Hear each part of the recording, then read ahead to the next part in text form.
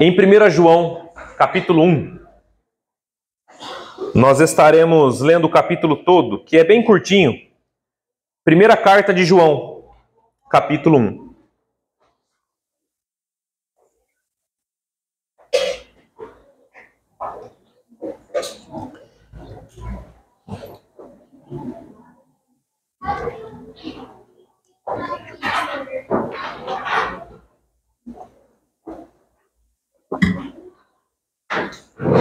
Primeira João, capítulo 1, diz assim a palavra do Senhor.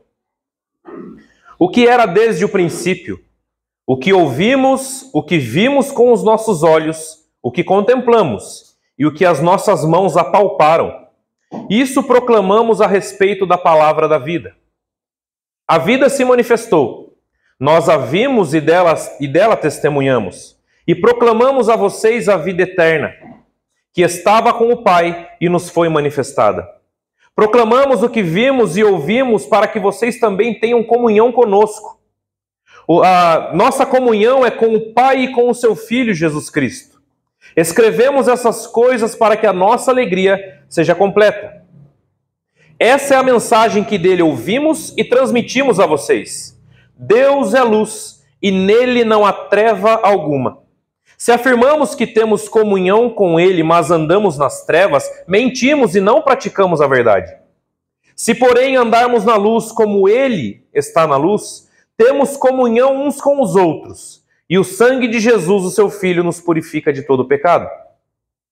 Se afirmamos que estamos sem pecado, enganamos a nós mesmos, e a verdade não está em nós. Se confessarmos os nossos pecados, ele é fiel e justo para perdoar os nossos pecados e nos purificar de toda injustiça. Se afirmamos que não temos cometido pecado, fazemos de Deus um mentiroso e a sua palavra não está em nós. Vamos orar mais uma vez? Senhor, nós te agradecemos por este culto. Te agradecemos por esse momento, Pai, onde estamos em um culto diferente, Pai, muito alegre, muito feliz. E que nós possamos, Pai, neste momento, estar falando da Tua palavra e que o Senhor me use essa noite para que a Tua igreja seja edificada, que eu seja apenas uma ferramenta em Tuas mãos, pois eu não passo disso. Eu não tenho capacidade nenhuma de transformar a vida de ninguém, sou apenas um homem falho como todos aqui.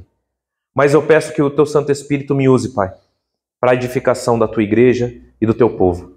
É essa oração que nós fazemos em nome de Jesus. Amém. O tema dessa mensagem é Deus é luz. Deus é luz. Quem escreveu esse texto foi João, o discípulo amado mesmo que escreveu o Evangelho e depois, mais tarde, escreveu o Apocalipse. João escreveu essa carta por volta do ano 85 do primeiro século. E ele escreve essa carta por um motivo muito importante. João escreve essa carta para combater algumas heresias que estavam surgindo naqueles dias. Importante nós entendermos que João, Pedro e outras cartas que não são as de Paulo são consideradas como cartas gerais. Cartas que foram lidas em várias igrejas daqueles dias. Só que estava surgindo heresias nas igrejas daqueles dias e João ele escreve essa carta para combater essas heresias. A primeira heresia que estava surgindo é que alguns estavam afirmando naqueles dias que Jesus, na verdade, nunca havia vindo em carne como os discípulos estavam pregando. Alguns estavam pregando que, na verdade, Jesus era uma coisa apenas espiritual, ele era uma figura apenas espiritual, mas que não foi real. Ele não pisou nessa terra, ele não teve o seu ministério carnal aqui nessa terra, no sentido fisicamente falando. Então isso era um grande problema. Isso estava enfraquecendo a fé de muita gente, porque os discípulos pregavam que Jesus veio em carne. Porque os irmãos concordam comigo que se Jesus não viesse em carne, ele não poderia morrer numa cruz em carne, ele não poderia ressuscitar como ressuscitou. Porque apenas alguém que de fato foi sepultado pode ressuscitar. Mas se Jesus é apenas um espírito e ele não veio em carne, a sua ressurreição também estava em jogo. E isso abala a fé de qualquer pessoa. E isso estava destruindo muitas igrejas naqueles dias. Então João ele escreve primeiro para combater essa heresia. E a segunda heresia era que um grupo herege estava ensinando nas igrejas que você poderia viver uma vida devassa, uma vida da forma com que você quisesse viver, uma vida longe dos caminhos do Senhor, uma vida sem padrões bíblicos nenhum, mas o que importava mesmo era a sua fé. Se você vivesse uma vida mundana, não tinha problema nenhum. Então essas duas heresias estavam fazendo a cabeça dos irmãos do primeiro século, estava sendo muito nocivo para a fé. Então João escreve essa carta para defender essa doutrina, para defender o evangelho de Cristo. Versículo 1 ao versículo 4, acompanhe comigo novamente com as suas Bíblias abertas. O que era desde o princípio, o que ouvimos, o que vimos com os nossos olhos e o que as nossas mãos apalparam, isto proclamamos a respeito da palavra da vida. A vida se manifestou, nós a vimos e dela testemunhamos, e proclamamos a vocês a vida eterna, que estava com o Pai e nos foi manifestada. Proclamamos o que vimos e ouvimos para que vocês também tenham comunhão conosco. Nossa comunhão é com o Pai e com o seu Filho Jesus Cristo. Escrevemos essas coisas para que a nossa alegria seja completa. Vocês percebem como ele começa a sua carta? Ele diz o seguinte, olha, o que eu vi, o que eu ouvi, e com as minhas mãos eu apalpei. Isso eu proclamo a vocês sobre a palavra da vida. O que ele estava dizendo? Ele estava dizendo que Jesus não era um espírito, Jesus não era uma lenda criada, Jesus não era da cabeça das pessoas, ele de fato veio em carne. Por quê? João está falando em primeira mão. Um testemunho que ninguém contou para ele. Mas ele viu, ouviu e apalpou. Você apalpa um espírito? Você consegue apalpar apenas um espírito? Você consegue ver um espírito? Ele está dizendo, olha, ninguém me contou. Eu não ouvi dizer que Jesus veio, eu presenciei a vinda dele. Eu andei com ele 3 anos nessa terra. Portanto, eu estou dizendo aqui de primeira mão que isso não é uma farsa. Ele veio em carne, habitou entre nós. O próprio João escreve no seu evangelho, que em 1 João, em João 1, que o verbo estava com Deus, o verbo era Deus, e ele se fez carne e habitou entre nós. João enfatizava o ministério real de Jesus nessa terra. Portanto, ele começa então dizendo que a própria vida se manifestou em carne, o próprio Deus veio em carne. E isso nós jamais podemos deixar isso na nossa cabeça vago. João então ele começa dizendo isso em primeira mão, que Jesus ele veio, ele era testemunha ocular. Isso nos ensina, sabe o que, irmãos? Que nós podemos confiar na palavra de Deus. Que nós podemos confiar porque quem escreveu a palavra de Deus foram pessoas que presenciaram. Pessoas que viveram essas experiências, presenciaram, viram, ouviram, tocaram, estiveram com ele. Portanto, nós entendemos que a palavra de Deus ela é o nosso pilar. Sem a palavra de Deus não há verdade. A palavra de Deus é a verdade, expressa o caráter justo de Deus, expressa o Filho dele que morreu por nós na cruz. Apenas uma ilustração, existia um filósofo francês chamado Voltaire. Ele zombava das Escrituras, dizendo que a Bíblia iria desaparecer no máximo 100 anos após a sua morte. Voltaire morreu em 1728 e após 50 anos de sua morte, a Sociedade Bíblica de Genebra se mudou para a antiga casa de Voltaire e utilizou as suas máquinas de impressão para produzir milhares de exemplares de Bíblias.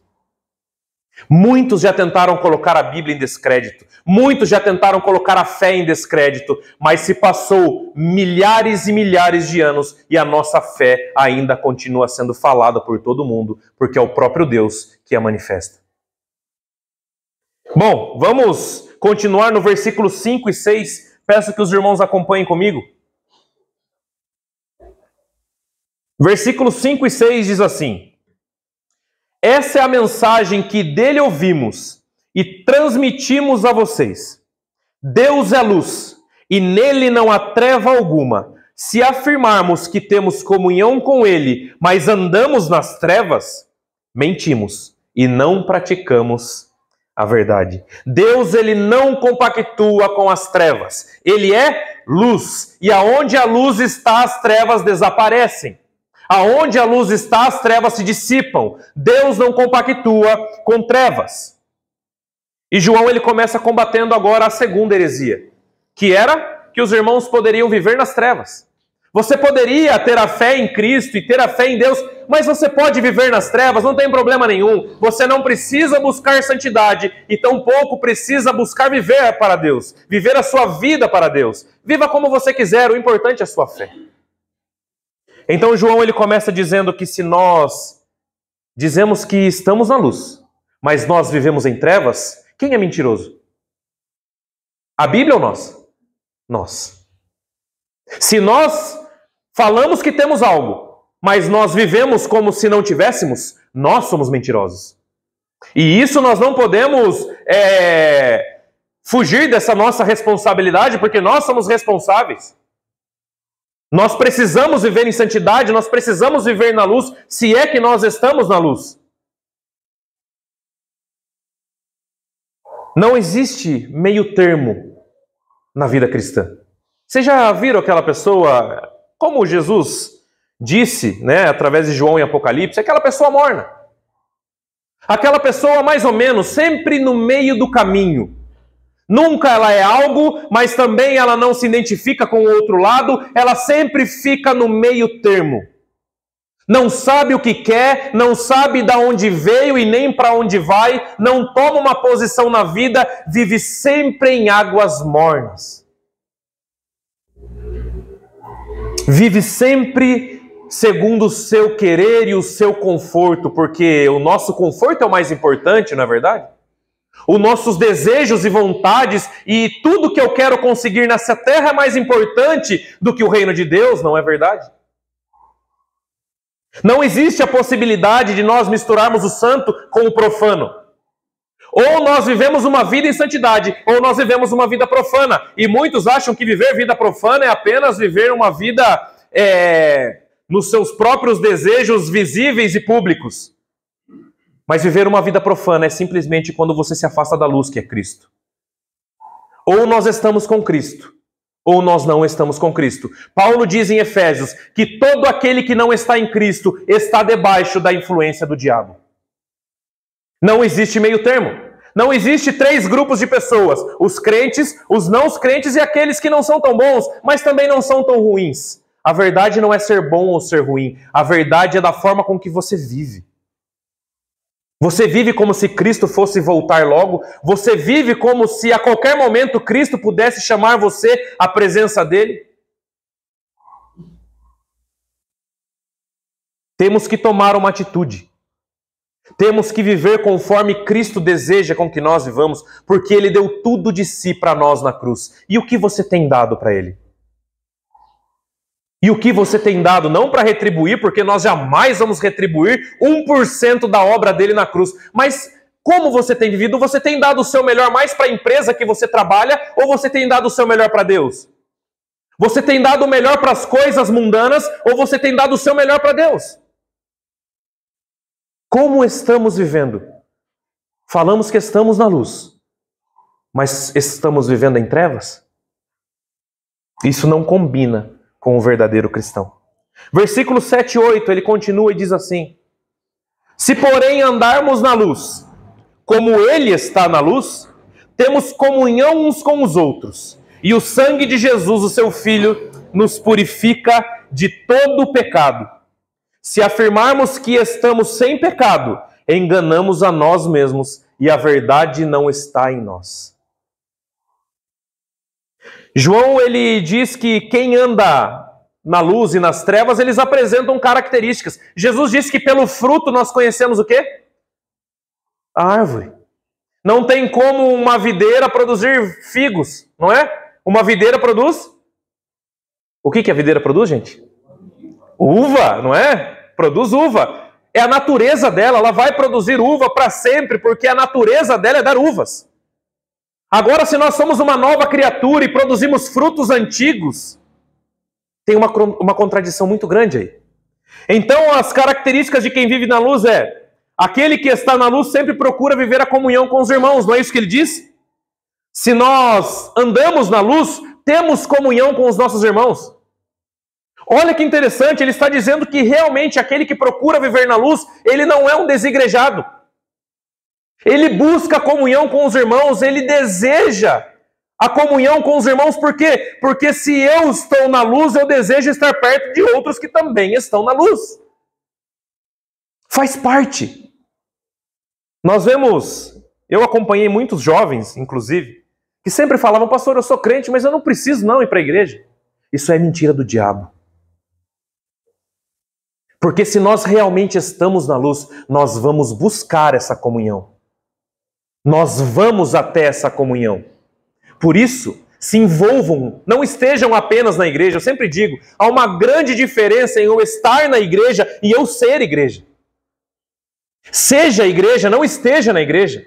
Faça a sua parte, esteja, porque Cristo te chamou para produzir frutos para a glória dele. Cristo te chamou para envolver você no corpo dele, participar da comunhão, dos trabalhos e proclamar o evangelho dele. Não esteja na igreja, seja a igreja. Se engaje na obra de Deus. Não existe igreja solitária, por isso nós somos um corpo. Cada um é um membro ligados à cabeça, que é o próprio Cristo, o dono do corpo, o dono da igreja. Agora também o texto diz sobre características de quem anda em trevas. Ele diz que quem anda em trevas acha que não tem pecado. Não é isso que ele diz? Se afirmamos que estamos sem pecado, enganamos a nós mesmos e a verdade não está em nós. No domingo passado eu falei sobre Jonas. E uma das grandes características de Jonas, embora ele é conhecido como profeta fujão e tantas outras nomenclaturas, uma coisa que há de se observar na história dele é que ele reconheceu que o erro era dele e que o mar só se acalmaria quando jogassem ele no mar. Ele não jogou a responsabilidade dele para ninguém. Ele reconheceu que o pecado era dele. Ele reconheceu isso. E isso é extremamente essencial para um cristão, reconhecer quem é. Porque se nós não reconhecemos quem nós somos, nós jamais vamos adorar a Deus por quem Ele é. Se nós não somos capazes de olhar para dentro de nós e reconhecer a miséria que está dentro de nós, nós jamais vamos adorar a Deus com todo o nosso coração e com todo o nosso entendimento. Você costuma refletir sobre a sua vida? Em algum momento do seu dia você para e começa a refletir sobre sua vida com Deus. Porque muitas vezes nós refletimos sobre tantas outras coisas que o nosso dia a dia nos exige, não é? Mas será que nós paramos e refletimos sobre a nossa vida com Deus? Quem eu sou, por que eu estou aqui e eu estou dando o meu melhor para Deus? Ou eu dou sempre o que sobra? Do meu dia, do meu esforço? Será que eu dou sobras para Deus? Será que eu não sou capaz de olhar para mim mesmo e reconhecer os meus pecados? E reconhecer os meus erros? Será que eu sou capaz apenas de olhar para a vida do meu irmão e apontar o dedo e reconhecer o erro no meu irmão? Porque isso, o ser humano, ele é especialista. Reconhecer o erro no outro. O ser humano é especialista nisso. Mas, infelizmente, poucos olham para dentro de si e percebem que o problema, na realidade, está dentro de cada um.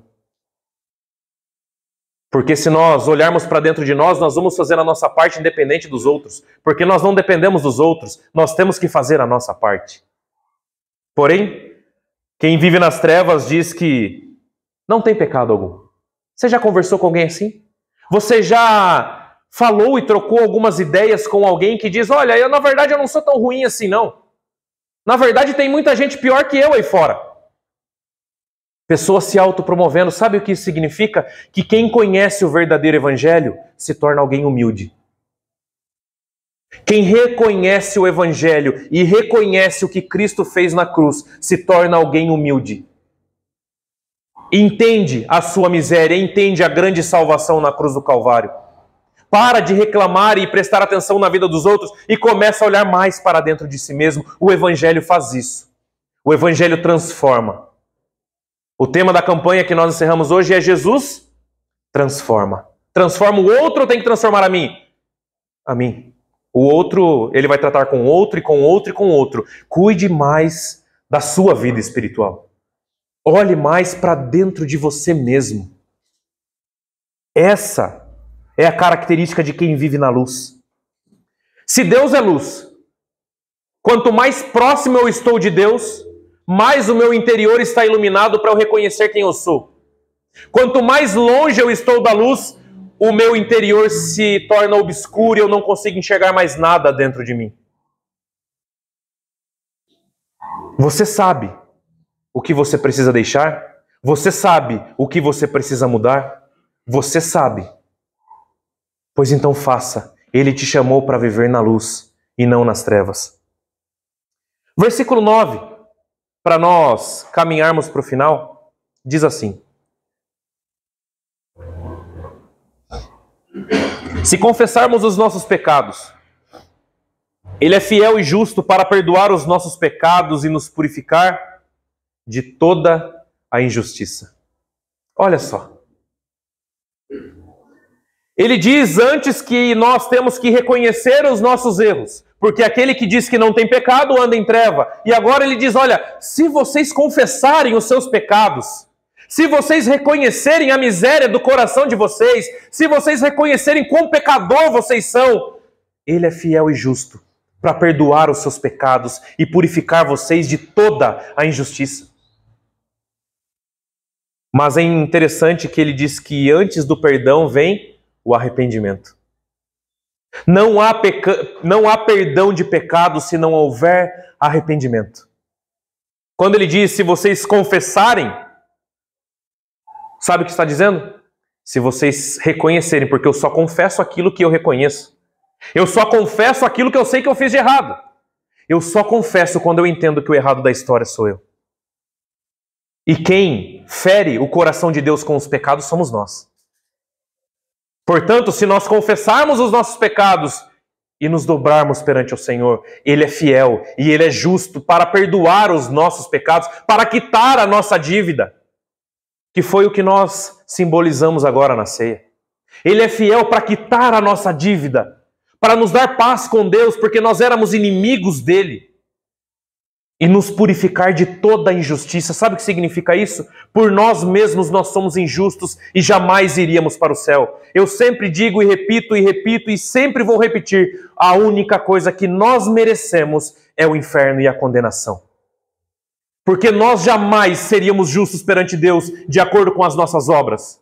Mas Ele nos purifica de toda a injustiça. Ele transfere a sua justiça para nós e por isso nós nos tornamos justos. Não é pelas nossas qualidades, mas porque Ele fez isso na cruz. É tudo por Ele. Então quem somos nós? Para sempre reparar no outro e para sempre apontar o dedo para o outro, sendo que todos nós devíamos para Deus, todos nós. E todos nós devíamos algo impagável por nós mesmos. Não tem ninguém que tinha uma dívida menor e o outro uma dívida maior. Não. O Evangelho consiste em Deus vindo à terra para salvar o homem.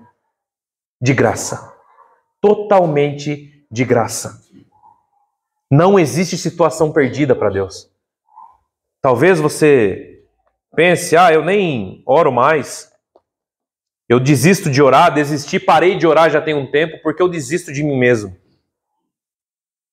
Eu cansei de confessar os meus pecados para Deus, mas eu não tomo um jeito na vida, eu não mudo como eu deveria mudar. Eu vou parar. Mas não existe nada perdido para Deus.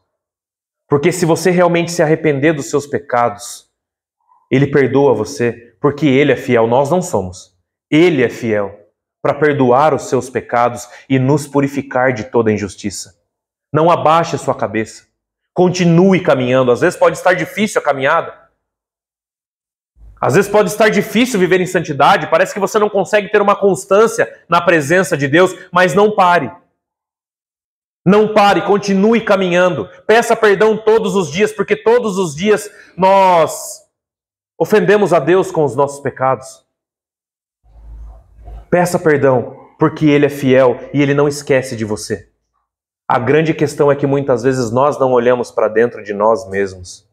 Achamos erro no irmão, no pastor, na pessoa que está na porta, na pessoa que está lá fora. Achamos erro em tudo. Identificamos erro em tudo, menos em nós. Portanto, irmãos, esse texto essa noite nos chama para nós vivermos em santidade. Abaixe sua cabeça, nós vamos orar nesse